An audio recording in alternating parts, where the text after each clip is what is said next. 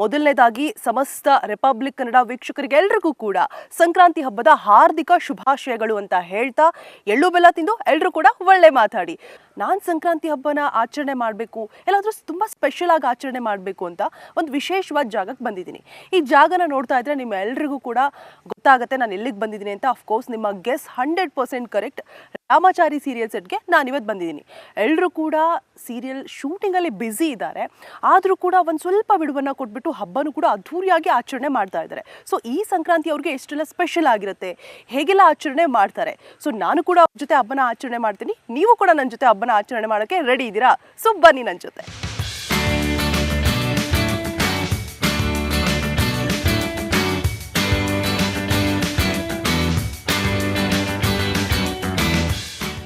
So ಸೆಟ್ಗೇನು ಬಂದಾಯಿತು. ಕೋದಂಡ ಅವರು ರುಕ್ಕವರು ಏನೋ ಡೀಪಾಗಿ ಡಿಸ್ಕಷನ್ ನಡೀತಾ ಇದೆ. ಕುಡುಕರನ್ನಾಗಿ ಟರ್ನ್ ಮಾಡಿಬಿಟ್ಟಿದ್ದಾರೆ ರುಕ್ಕವರು ಕೋದಂಡ ಅವ್ರನ್ನ.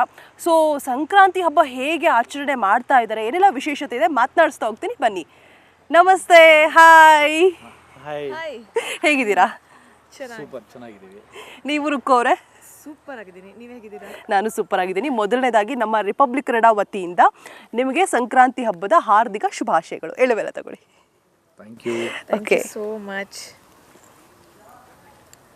ಎಸ್.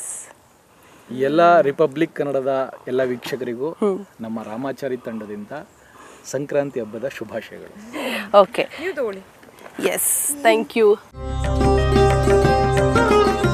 ಸೊ ಸೆಟ್ಗೇನು ಬಂದಾಯಿತು, ವಿಶಸ್ ಮಾಡಾಯಿತು, ಏನೋ ಡೀಪಾಗಿ ಡಿಸ್ಕಸ್ ಮಾಡ್ತಾ ಇದ್ರು. ಏನು ಅಂತ ಅವ್ರನ್ನೇ ಕೇಳ್ಬಿಡ್ತೀನಿ. ಕೋದಂಡ ಅವರೇ, ಏನೋ ಡೀಪಾಗಿ ಡಿಸ್ಕಸ್ ಮಾಡ್ತಾ ಇದ್ರಿ ರುಕ್ಕು ಅವ್ರ ಜೊತೆ. ನೆಕ್ಸ್ಟ್ ಯಾವಾಗ ಕುಡಿಯೋ ಪ್ಲಾನ್ಸು ಆ ಥರನಾ? ಅದೇ, ಈಗ ಕೋದಂಡ ಕ್ಯಾರೆಕ್ಟರ್ ಬಂದು ತುಂಬಾ ಇನ್ನೋಸೆಂಟ್ ಆಗಿ ಸಂಪ್ರದಾಯಸ್ಥ ಮನೆಯ ಹುಡುಗ ಆಗಿ ಇದ್ದವನು. ಬಟ್ ರುಕ್ಕು ಬಂದ್ಮೇಲೆ ಏನೋ ನನ್ನ ಫ್ರಸ್ಟ್ರೇಷನ್ಗೆ ಎಲ್ಲ ರಿಲೀಫ್ ಸಿಗೋ ಥರದಲ್ಲಿ ನನ್ನನ್ನು ಕಂಪ್ಲೀಟ್ ಆಗಿ ಕುಡುಕನನ್ನ ಕನ್ವರ್ಟ್ ಮಾಡಿ. ಬಟ್ ಹಬ್ಬದಲ್ಲಿ ಆ ಥರ ಏನು ಇಲ್ವಾ ಅಂತ ಕೇಳ್ತಾ ಇದ್ದೆ. ಏನಿದೆ ರುಕ್ಕು ಅವರೇ, ಹೇಳ್ಬಿಡಿ ಹಬ್ಬದ ವಿಶೇಷತೆ.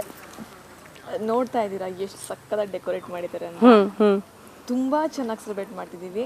ಮತ್ತೆ ಸಕ್ಕದಾಗಿರೋ ಸೀನ್ಸ್ ಬರ್ತಿದೆ. ಏನಾದ್ರು ಪ್ಲಾನ್ ಮಾಡಿದೀರಾ ಅಂತ? ಸೀನಲ್ಲೇ ಪ್ಲಾನ್ ಮಾಡಿದೀನಲ್ಲ.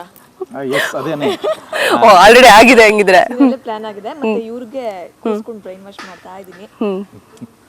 ಇವರೇ ಮೊದಲನೇ ಕಟ್ಟಡ ಹೊಡೆಯೋದಕ್ಕೆ ಮನೆ. ಓಕೆ, ಅದಕ್ಕೋಸ್ಕರ ಸೊ ನಡೀತಾ ಇದೆ. ಕೋದಂಡ ಅವರೇ, ಯಾಕೆ ಈ ತರ ಕೆಲಸ ಮಾಡ್ತೀರಾ ನೀವು? ಕಟ್ಟಡ ಹೊಡೆಯುವಂತ ಕೆಲಸ ಯಾಕೆ? ಇಲ್ಲಿ ನೋಡಿ, ನನ್ನ ಇನ್ನೋಸೆನ್ಸ್ ಅನ್ನ ಇವರು ಯೂಸ್ ಮಾಡ್ಕೊಂಡು ಈ ಮನೇಲಿ ಏನ್ ಮಾಡ್ಬೋದು ಅನ್ನೋ ಪ್ಲಾನಿಂಗ್ ಅಲ್ಲಿ, ಈಗ ಅದು ಬೇರೆ, ಈಗ ಹೆಂಡತಿ ಬೇರೆ ಬಂದ್ಬಿಟ್ಟಿದ್ದಾಳೆ. ಈಗ ವೈಶಾಖ ಇವ್ರ ಕ್ಯಾರೆಕ್ಟರ್ ಎರಡು ಒಂದಾಗ್ಬಿಟ್ಟು ಹೊಸ ಹೊಸ ಪ್ಲಾನ್ ಮಾಡ್ತಾ ಇದಾರೆ. ಸೊ ಅದೇ ಜನರಿಗೆ ಇರುವಂತ ಕ್ಯೂರಿಯಾಸಿಟಿ, ಏನ್ ಪ್ಲಾನ್ ಮಾಡ್ತಾ ಇದಾರೆ, ಯಾವ ರೀತಿ ತಪ್ಸ್ಕೋತಾರೆ, ಏನಾಗ್ತಾ ಇದೆ ಅಂತ ಹೇಳೋದೆ ಎಲ್ರಿಗೂ ಇರುವಂತ ಕ್ಯೂರಿಯಾಸಿಟಿ ಆಗಿದೆ. ಸೊ ಇಲ್ಲಿ ಮಧ್ಯದಲ್ಲಿ ನಾನು ಏನು ಗೊತ್ತಿಲ್ಲದೆ ಇರೋ ತರ ಮುಗ್ಧನಾಗಿದ್ದೀನಿ. ಈಗ ಹೇಗೆ ನಿಮ್ ಮಧ್ಯೆ ಕುತ್ಕೊಂಡಿದ್ದೀನಲ್ಲ ಹಾಗೇನೆ.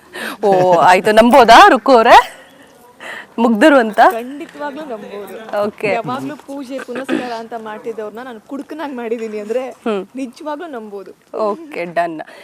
ಈಗ ಸಂಕ್ರಾಂತಿ ಹಬ್ಬ ಅಂದರೆ ನಾವೆಲ್ಲರೂ ಹೇಳೋ ಥರ ಎಳ್ಳು ಬೆಲ್ಲ ತಿಂದು ಒಳ್ಳೆ ಮಾತಾಡು ಅನ್ನುವಂಥದ್ದನ್ನು ನಮ್ಮ ಹಿಂದಿನಿಂದ ಹಿರಿಯರು ನಡ್ಸ್ಕೊಂಡು ಬಂದಿದ್ದಾರೆ. ಸೊ ನಿಮಗೆ ಎಷ್ಟು ವಿಶೇಷ, ಯಾವ ರೀತಿ ಸೆಲೆಬ್ರೇಟ್ ಮಾಡ್ತೀರಾ? ಬಿಕಾಸ್ ಹಬ್ಬದಲ್ಲೂ ಕೂಡ ಸೆಟ್ಟಲ್ಲೇ ಇರ್ತೀರಾ. ಸೊ ಏನು ಸ್ಪೆಷಲ್ ಅನಿಸುತ್ತೆ ನಿಮಗೆ? ನಮಗಂತೂ ಮನೇಲಂತೂ ಸೆಲೆಬ್ರೇಟ್ ಮಾಡೋಕ್ಕಾಗಲ್ಲ. ಓಕೆ, ಸೆಟ್ಟಲ್ಲೇ ಸೆಲೆಬ್ರೇಟ್ ಮಾಡಬೇಕು. ಒಂದು ಖುಷಿ ಇದೆ. ಇಲ್ಲಿ ತನಕ ನಾವು ಮನೇಲಿ ಸೆಲೆಬ್ರೇಟ್ ಮಾಡ್ಕೊಂಡ್ ಬಂದಿದ್ದೀವಿ. ಇವಾಗ ಇದು ಒಂಥರ ಫ್ಯಾಮಿಲಿ ತರನೇ ಅನ್ಸ್ಬಿಟ್ಟಿದೆ ನಮ್ಗೆ. ಯಾರೂ ನಮ್ಗೆ ಸೆಟ್ಟು, ನಾವು ಆರ್ಟಿಸ್ಟ್ ಅಂತಾನೆ ಅನಿಸ್ತಿಲ್ಲ.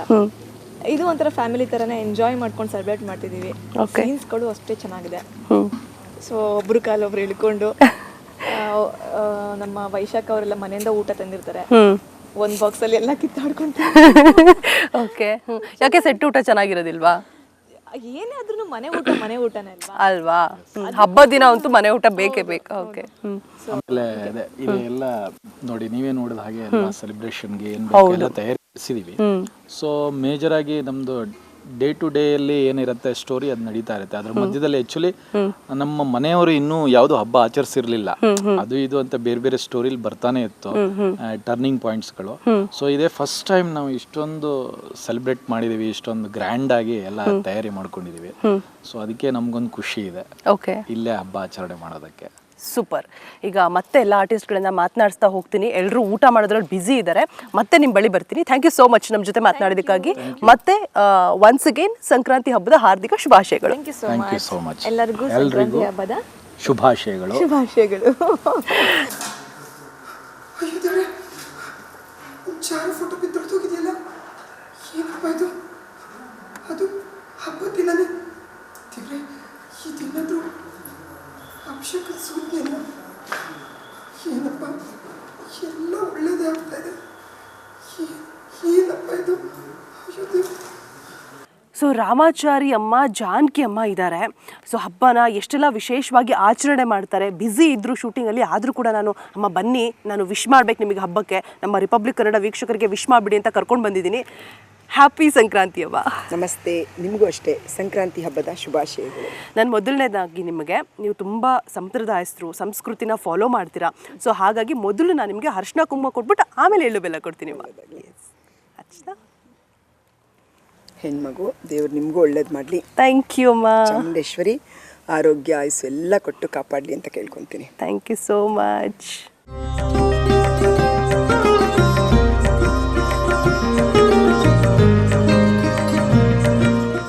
ನಮ್ಮ ವೀಕ್ಷಕರು ಎಳ್ಳು ಬೆಲ್ಲ ತಿಂದು ಒಳ್ಳೆ ಮಾತಾಡಿ ಆರೋಗ್ಯವಾಗಿರಿ, ಸಂತೋಷವಾಗಿರಿ.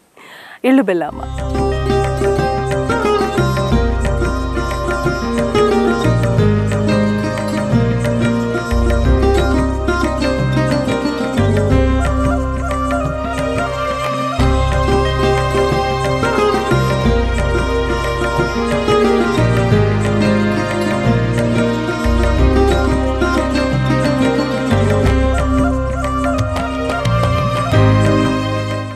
ಸಂಕ್ರಾಂತಿ ಹಬ್ಬ ಅಂತ ಅಂದರೆ ಒಂದು ರೀತಿಯಾಗಿ ನಮ್ಮ ಹಿಂದೂಗಳಲ್ಲಿ ದೊಡ್ಡ ಹಬ್ಬ ಹೌದು. ಸಾಕಷ್ಟು ವಿಶೇಷತೆಗಳನ್ನು ಸಾರುವಂತಹ ಹಬ್ಬ ಇದು. ಸೊ ನಿಮ್ಮಿಂದ ನಾವು ಏನು ತಿಳ್ಕೊಬೋದು ಈ ಹಬ್ಬದ ಮುಖಾಂತರ? ವೀಕ್ಷಕರಿಗೆ, ನಿಮ್ಮ ಅಭಿಮಾನಿಗಳಿಗೆ ಏನು ಹೇಳಕ್ಕೆ ಇಷ್ಟಪಡ್ತೀರಾ? ಮೊದಲನೇದಾಗಿ ಈ ಹಬ್ಬ ಅಂದ್ರೇನೆ ಅದನ್ನು ಕೇಳೋಕ್ಕೆ ಖುಷಿ ಆಗುತ್ತೆ. ಹಬ್ಬನ ಏನಕ್ಕೆ ಆಚರಣೆ ಮಾಡ್ತಿದ್ರು ಅವಾಗ ಅಂದರೆ, ಎಲ್ಲ ಕೆಲಸಗಳಲ್ಲೂ ಬ್ಯುಸಿ ಆಗಿರ್ತಿದ್ರು, ಯಾರು ಸೇರ್ತಾ ಇರಲಿಲ್ಲ, ಯಾವಾಗಲೂ ಒಂದ್ಸಾರಿ ಸೇರೋರು. ಹಬ್ಬ ಅಂತ ಬಂದ ತಕ್ಷಣ ಎಲ್ಲ ಬಂಧು ಬಾಂಧವರೆಲ್ಲ ಒಂದು ಕುಟುಂಬದಲ್ಲಿ ಸೇರ್ತಾ ಇದ್ರು, ಒಂದು ಮನೆಯಲ್ಲಿ ಆಚರಣೆ ಮಾಡ್ತಾ ಇದ್ರು, ಸಂಭ್ರಮಿಸ್ತಾ ಇದ್ರು, ಒಟ್ಟಿಗೆ ಕುತ್ಕೊಂಡು ಊಟ ಮಾಡ್ತಾ ಇದ್ರು, ದೇವ್ರ ಪೂಜೆಗಳು ಮಾಡ್ತಾ ಇದ್ರು.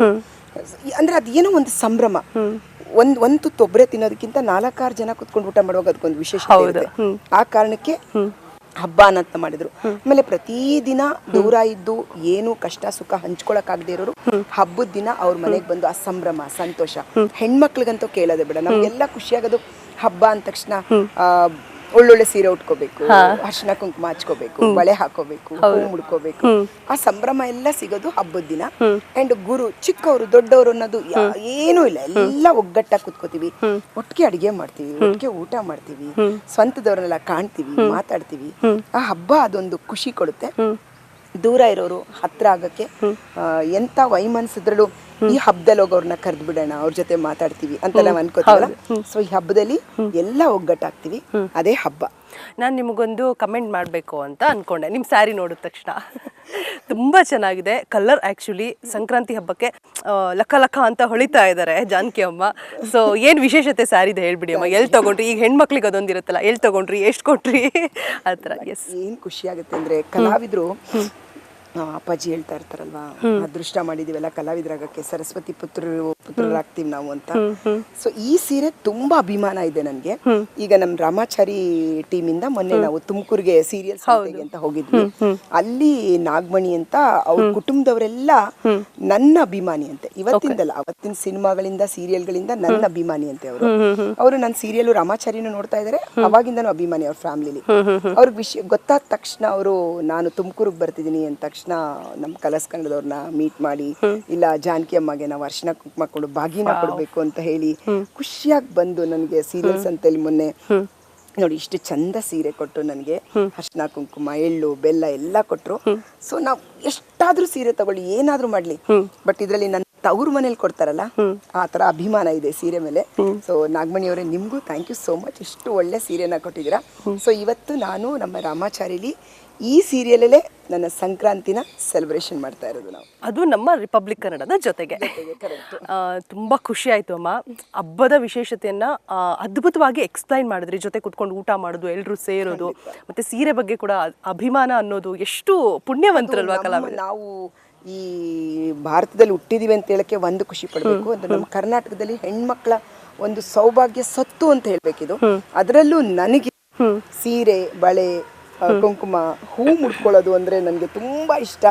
ನಾನು ದುಬೈಲಿ ಇರ್ಬೇಕಾದ್ರೂ ಅಷ್ಟೇ, ನನ್ಗೆ ಇವಾಗ್ಲೂ ನೆನಪಿದೆ. ನಾನು 1 ಮೊಳ ಹೂಗೆ 500 ರೂಪಾಯಿ ಅಂದ್ರೆ 40-45 ದಿರಮ್ಸ್ ಅದು ಒಂದು ಮೊಳಕ್ಕೆ.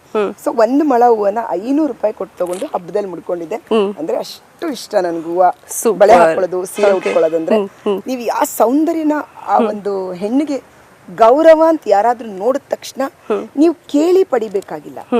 ನಾವು ಸೀರೆ ಉಟ್ಕೊಂಡು ಅರ್ಶಿನ ಕುಂಕುಮ ಇಟ್ಕೊಂಡು ಬಳೆ ಹೂ ಮುಡ್ಕೊಂಡ ತಕ್ಷಣ ಯಾರಿಂದನೂ ನನಗೊಂದು ನಮಸ್ಕಾರ ಮಾಡಿ, ನನಗೊಂದು ಗೌರವ ಕೊಡಿ ಅಂತ ನಾನು ಕೇಳೋ ಅವಶ್ಯಕತೆ ಇಲ್ಲ. ಹೆಣ್ಣು ಮಹಾಲಕ್ಷ್ಮಿಯಾಗಿ ಬಂದು ನಿಂತ ತಕ್ಷಣ ನಮ್ಮ ಕಣ್ಮುಂದೆ ಇರೋರೆ ನಿಂತ್ಕೋತಾರೆ, ನಮಸ್ಕಾರ ಮಾಡ್ತಾರೆ, ಗೌರವ ಕೊಡ್ತಾರೆ. ಅಂಥ ಒಂದು ಶಕ್ತಿ ಹೆಣ್ಣಿಗೆ ಈ ಸೀರೆಯಿಂದ, ಬಳೆಯಿಂದ, ಅರ್ಶಿನ ಕುಂಕುಮದಿಂದ ಖಂಡಿತ ಇದೆ ಅಂತ ಹೇಳ್ತೀನಿ. ನಂಗೆ ನೀವು ಮಾತಾಡ್ತಾ ಇದ್ರೆ ಹಾಗೆ ಕೇಳ್ತಾ ಇರ್ಬೇಕಂತ ಅನ್ಸುತ್ತೆ. ಸೂಪರ್ ಆಗಿ ಮಾತಾಡಿದ್ರಿ. ನಾನು ದೃಷ್ಟಿ ತೆಗೆದ್ಬಿಡ್ತೀನಿ ಅಮ್ಮ. ಎಷ್ಟು ದೃಷ್ಟಿ ಆಗುತ್ತೋ ಗೊತ್ತಿಲ್ಲ.